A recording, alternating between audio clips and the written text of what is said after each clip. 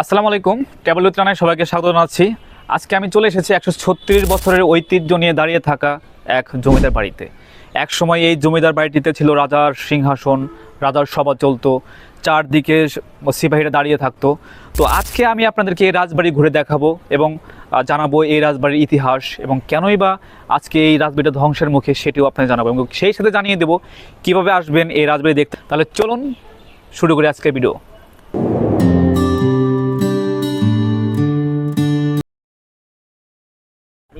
আমি এখন দাঁড়িয়ে আছি একদম রাজবাড়ির উপরিভাগে, যেখানে এই সামনে ছিল ফটক এবং কি শুধু এটাকে রাজবাড়ি না, এটার একটি নাম রয়েছে, সেটা হচ্ছে পরীর দালান। তো সেই পরীর মাথা কিন্তু আপাতত ভেঙে ফেলা হয়েছে, ভেঙে গিয়েছে। তো এই দেখেন, এই রাজার যে সিংহাসন ছিল, রাজারা যখন এটা পরিচালিত হতো, এই যে এখানে কিন্তু দাঁড়িয়ে এই যে স্তম্ভটা, এ পাশে একটা ও পাশে একটি, এই দুই পাশে কিন্তু সবসময় যে সিপাহীরা ছিল তারা কিন্তু পহরা দিত। তো আমি এখন দেখতে পাচ্ছেন একদম যেহেতু দাঁড়িয়ে আছি রাজবাড়ির টপ ফ্লোরে, এখানে কত সুন্দর করে, কত মজবুত করে এই রাজবাড়ি নির্মাণ করেছিলেন রাজা হেমচন্দ্র চৌধুরী ছিল ওনার নাম। তো সেই ইটগুলো কিন্তু এখনও বিদ্যমান আছে। এই রাজবাড়িটিকে যদি আরও 20 থেকে 40 বছর আগে সংরক্ষণ করার একটা প্রতিযোগিতা নিত, তাহলে কিন্তু এই রাজবাড়িটার যে জৌলসটা সেটা কিন্তু থাকতো। ইতিমধ্যে আমরা বিভিন্ন ফেসবুক পেজে দেখতে পেয়েছি কিছু ছাত্র জনতা এবং কি কিছু যুবক আর কি, এবং সেই সাথে একজন দায়িত্বশীল ব্যক্তি, তার উদ্যোগে, তার নামটা মনে আসতেছে না এখন, ওনার উদ্যোগে আপাতত এই রাজবাড়িটিকে পরিষ্কার পরিচ্ছন্ন করার উদ্যোগ নেওয়া হয়েছিল এবং সেটি এখন অনেকটা পরিষ্কার পরিচ্ছন্ন হয়েছে। কারণ এর পূর্বে আমার এখানে আসা হয়েছিল, অনেক এখানে ছিল, আগাছা ছিল, সেটি এখন নেই। তো যাই হোক, এখন আমরা যাব রাজবাড়ির নিচের ভাগে, সেই নিচের রুমগুলো দেখাবো আপনাদের, যেখানে রাজা তার বিরুদ্ধে কেউ গেলে তাকে বন্দি করে রাখতো এবং কি এই রাজার কিন্তু একটা ভয়ঙ্কর কাহিনীও রয়েছে, সেটাও আমরা শেয়ার করব আজকে দেখতে দেখতে।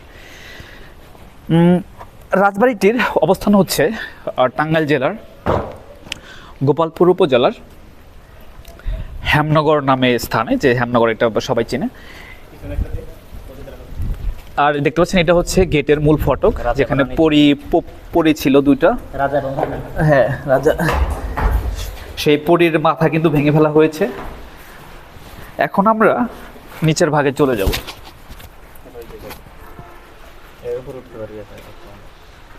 মেঘলা আকাশ, বৃষ্টি, ঝিরিঝিরি বৃষ্টি হচ্ছে। সত্যি কথা বলতে রাজবাড়ির যে প্রাসাদ, তার উপরে মেঘলা আকাশ, একদম অন্যরকম একটা অনুভূতি চলে আসছে। দেখেন পুরোটাই কালো মেঘে ছেয়ে গেছে, মনে হয় কান্নায় ভেঙে পড়েছে আজকের এই আকাশ। আমি এতক্ষণ ছিলাম ওই ছাদে, এখন আসছি এখানে। দেখেন এখানে কত স্পেস ছিল। এখানে মূলত রাজা হাঁটাচলা করতো এবং কি সময় ক্ষেপণ করতেন। এবং শেষে দেখেন এই রাজবাড়ির মাঝখানে কিন্তু ফাঁকা, এখানে সূর্যের আলো আসতো এবং কি চারিদিকে কত সুন্দর করে হাঁটার বেলকনি ছিল, কত রুম, সেখানে আপনাদের নিয়ে যাব।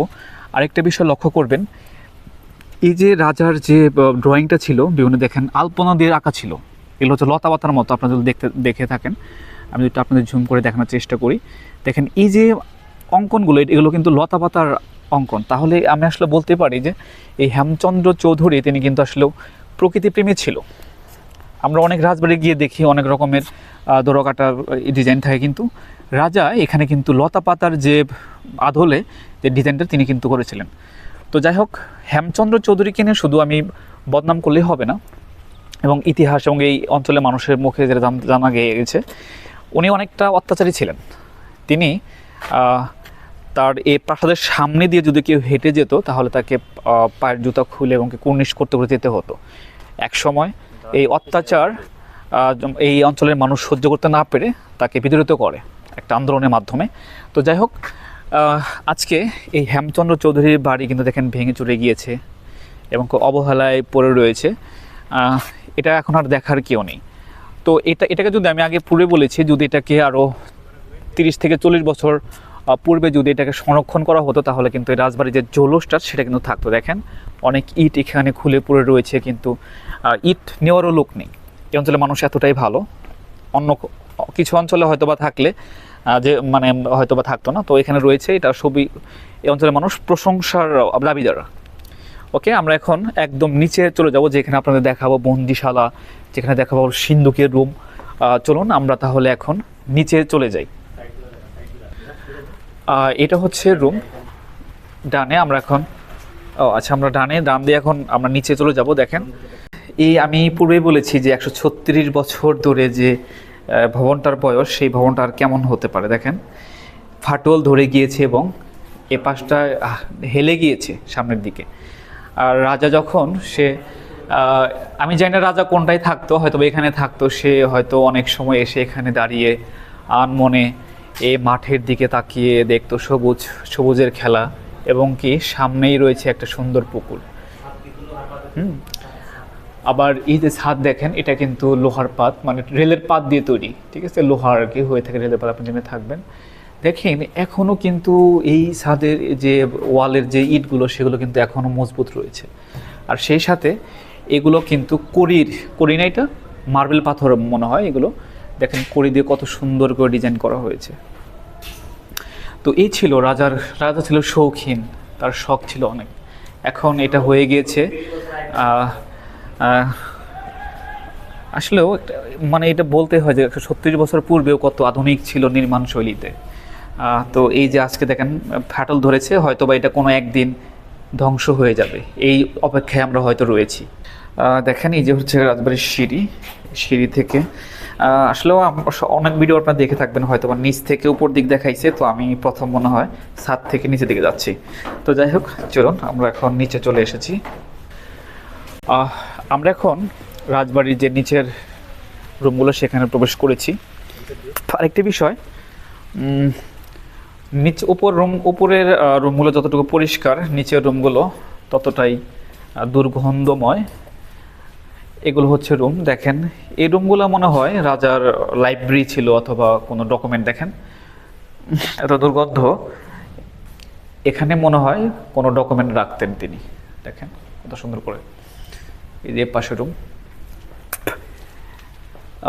এবং কি সেই সাথে এখানে একটি বন্দিশালা রয়েছে, যেটা এখনও বিদ্যমান, কারণ বন্দিশালার সামনে যে রড থাকে সেরকমভাবে করা হয়েছে। এটা ছিল গোপন দরজা না? একটা বলে রাখি যে আমাদের নামডাক শুনেছি যে রাজবাড়িতে একটা গোপন দরজা ছিল প্যারাক মারা, সেটা ছিল এই রুম। তো এটা সম্প্রতি এটা খুলে ফেলা হয়েছে। আমি জানি না এখানে কোনো কিছু কোনো কিছুকে পাইছিল নাকি, তাই নিচের দিকে শুরু ছিল। এটা সিন্ধুক মানে ও আচ্ছা, এটা প্যারাক দিয়ে আটকানো ছিল। তো এখানে রাজার মানে পলায়ন করার জন্য একটা সুড়ঙ্গ ছিল, তো সেটা সম্প্রতি বন্ধ করে দেওয়া হয়েছে। আর এগুলো ছিল বন্দিশালা, এখানে রড ছিল, রডগুলো চুরি হয়ে গেছে মেবি, ঠিক আছে। একটা যদি বিষয় আপনাদের বলি, এগুলো রড ছিল। দেখেন এই যে রডের যে চিহ্নটা সেটা এখনো রয়েছে, এখানে রড ছিল। এটা আমি যতটুকু ধারণা করতে পারি এটা হয়তো বা বন্দিশালা ছিল রাজার। আর দেখেন রাজা কত সুন্দর করে এখানে দাঁড়িয়ে বৃষ্টি বিলাস করত। সত্যি বলতে এখানে দাঁড়ালেও অসাধারণ লাগে এই রাজবাড়িটি।